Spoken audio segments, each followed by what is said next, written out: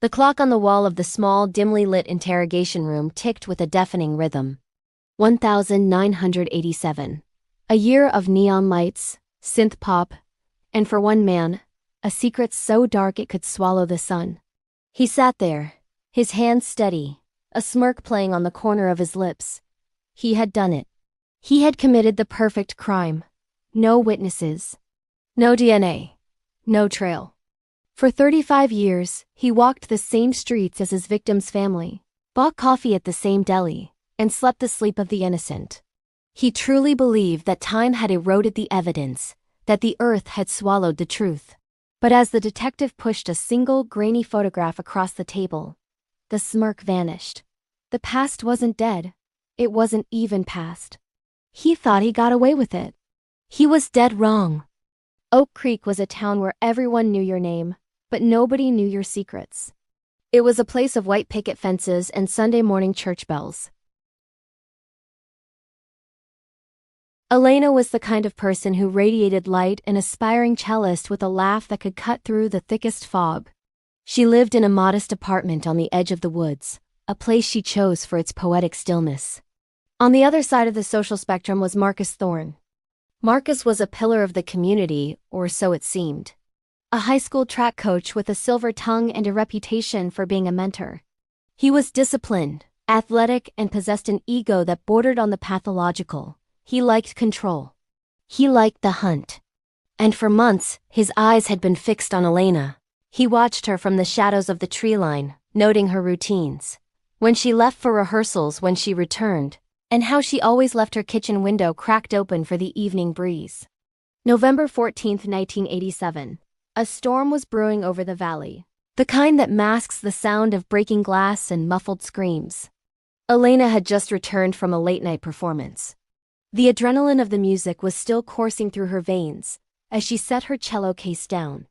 She didn't hear the floorboard creak. She didn't see the shadow detaching itself from the corner of the hallway. The attack was swift. Thorne didn't just want to kill. He wanted to dominate. He had prepared for this with surgical precision. He wore gloves, a mask, and shoes 2 sizes too large to throw off investigators. In the struggle, Elena fought with a ferocity that surprised him. She managed to scratch his forearm, drawing blood, but he was stronger. Within minutes, the music of her life was silenced. Thorne spent the next 3 hours cleaning. He was a ghost.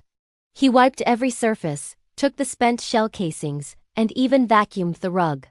He disposed of her body in a deep limestone crevice miles away, knowing the mineral-rich water would accelerate decomposition. He went home, showered, and showed up for track practice at 6 a.m. the next morning, whistling a tune. The investigation was a nightmare of dead ends. The police in 1987 were ill-equipped for a predator of Thorne's caliber. They looked at jilted ex-boyfriends. They questioned the neighbors. But Marcus Thorne was never even a blip on their radar. He was the one who organized the candlelight vigil. He was the one who comforted Elena's weeping mother, offering a strong shoulder and a false promise that justice would be served. He watched the grief tear the Vance family apart from the inside out, enjoying the secret power he held over their lives. Year after year, the file grew thin. The lead detective retired, then passed away. The case was moved to the cold storage, a graveyard of forgotten souls. Thorne, meanwhile, flourished. He got married, had 2 children, and eventually became the principal of the very high school where he had started. He was a grandfather now, a man of respected stature, a man who believed the monster he once was had been buried under layers of time and respectability. But science was moving in the shadows, evolving in ways Thorne's 1987 mind could never have predicted. In 2022, a young, ambitious forensic technician named Sarah Miller was assigned to look through the Oak Creek cold cases. She wasn't looking for a miracle. She was looking for a signature. She pulled the original evidence box's items that had been sitting in plastic bags for over 3 decades. Among them was the blouse Elena had been wearing. In 1987, they looked for bloodstains. In 2022, Sarah looked for the microscopic. Under the high-powered lens, she found it a tiny, dried droplet of something that didn't belong to Elena. It was a minute trace of blood, likely caught in the fibers of the fabric during the struggle. It was Marcus Thorne's DNA, preserved by the very vacuum seal of the evidence bag he thought would be his final victory. The process was slow. They didn't have Thorne's DNA in the system because he had never been arrested. Sarah had to use forensic genealogy, tracing the DNA through public databases to distant cousins, weaving a web that slowly closed in on the Thorne family tree.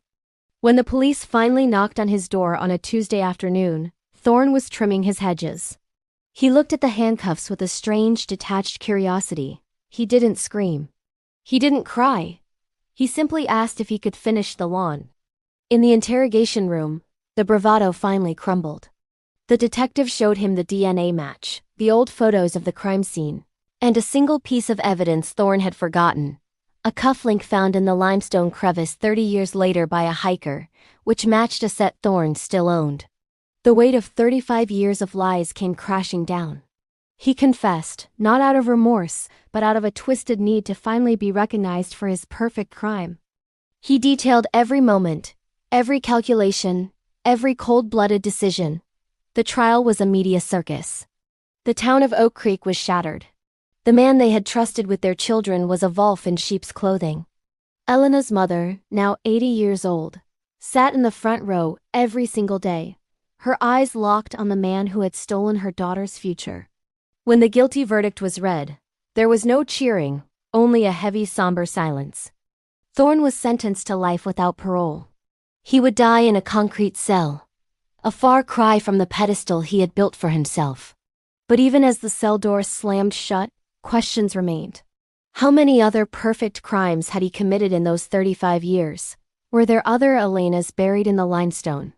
The shadows in Oak Creek are long, and sometimes, the truth only emerges when the sun has already set. Marcus Thorne thought he had outrun his past. But the past is a patient hunter. It doesn't need to be fast. It just needs to be right once. As we look back on this case, we have to wonder, how many people are sitting next to us right now, smiling, laughing, and hiding a darkness that would freeze our blood? Is justice ever truly complete, or is it just a temporary bridge over an ocean of secrets? This story serves as a chilling reminder that the monsters are not under our beds. They are walking among us, waiting for the lights to go out. To understand the depth of Thorne's deception, we must look at the decades he spent as a guardian of the community. Every morning, he would wake up, kiss his wife, and drive to the high school. He gave speeches about integrity. He mentored young athletes on the importance of staying on the right path. The irony is so thick it's suffocating. While he was teaching ethics, he was secretly reliving the night in 1987. Investigators later found a hidden compartment in his home office. Inside wasn't money or gold, but a collection of newspaper clippings about Elena's disappearance. He had kept them all. Every headline, every plea from her parents, every update on the failing investigation. To him, these weren't reminders of a crime. They were trophies of his perceived intellectual superiority over the law. He felt invincible. He had successfully transitioned from a young killer to an elderly statesman of the town without a single crack in his armor.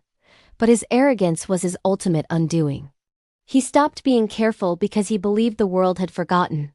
He didn't realize that for Sarah Miller and the new generation of investigators, the case wasn't old, it was a puzzle waiting for the right technology to solve it. When the DNA results first flashed on Sarah's screen, she didn't believe it. The match was so precise, so undeniable, that it felt like a ghost had finally pointed a finger from the grave. The logistical challenge then became how to arrest a man so beloved without causing a riot in the town. They had to be certain. They followed him for weeks. They watched him pick up his grandkids from school. They watched him attend church. The detectives felt a physical sickness, watching him play the part of a saint, while knowing the devilry he had committed. The final confrontation in the interrogation room lasted 14 hours. Thorne tried every tactic: denial, indignation, and finally, a chillingly calm breakdown of his strategy. He spoke about Elena not as a human being, but as a variable he had neutralized. This lack of empathy is what truly horrified the investigators. He wasn't a man who had made a mistake in his youth. He was a man who had been a predator his entire life, simply hiding his claws behind a principal's desk. The psychological profile of Marcus Thorne suggests he enjoyed the dual life more than the crime itself. The thrill of being the good guy while knowing he was the ultimate bad guy provided him with a constant rush of adrenaline. He thrived on the risk. Every time a police officer shook his hand at a school football game, he was laughing internally. He thought he was the smartest person in every room. But as we see so often in these cases, nature eventually catches up. A single hair, a drop of blood, a forgotten cufflink, these are the whispers of the dead that the living cannot silence. Elena Vance's music was silenced in 1987, but her voice was finally heard in 2022. The limestone crevice that Thorne thought would hide her forever actually protected the evidence from the elements, acting as a natural vault until the day it was found. It is a poetic irony that the very place he chose for its isolation became the site of his exposure. As Thorne sits in his cell today, he is no longer the principal, no longer the coach, and no longer the grandfather. He is just inmate number 7729, a man who realized too late that time doesn't heal all wounds. Sometimes, it just gives them more time to fester.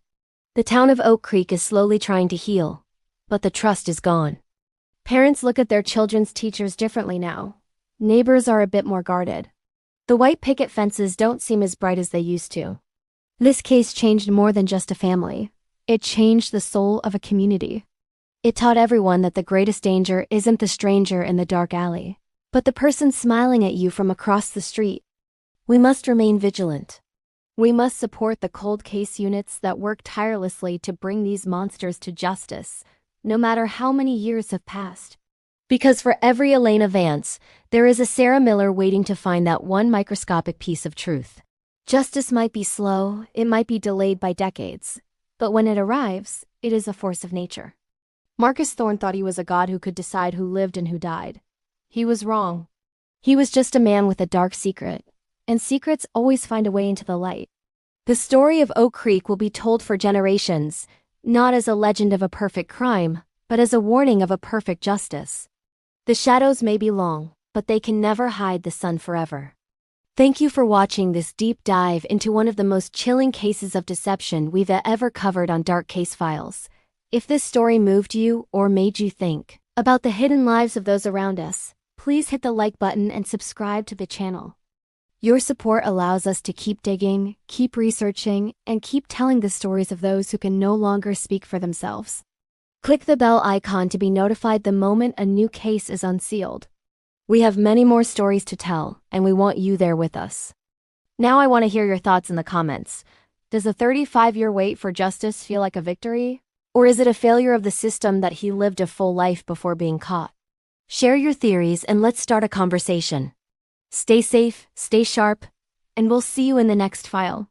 Subscribing helps us bring more perfect crimes to light. Don't let the shadows win. Join the Dark Case Files family today.